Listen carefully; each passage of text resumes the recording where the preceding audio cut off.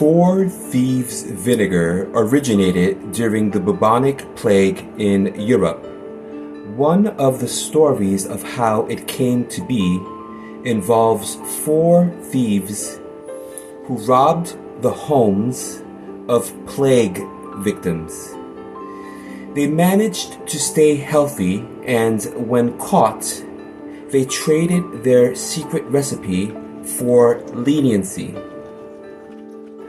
Four Thieves Vinegar recipe includes, but may be altered, a mix of dried herbs and spices like garlic, rosemary, thyme, sage, lavender, and salt.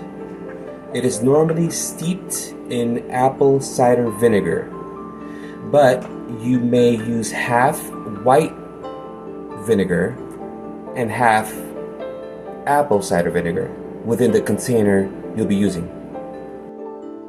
You may store this concoction in a sealed glass mason jar for up to 6 months.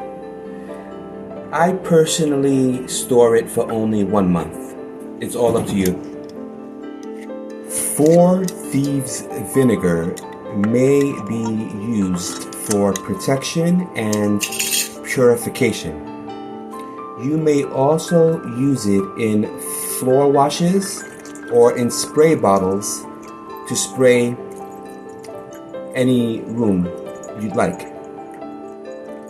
You may also use Four Thieves Vinegar to anoint candles or amulets for protection spells. You may apply Four Thieves Vinegar to your skin. Some use it as a compress for minor cuts or bruises. Others may add it to a bath for soaking.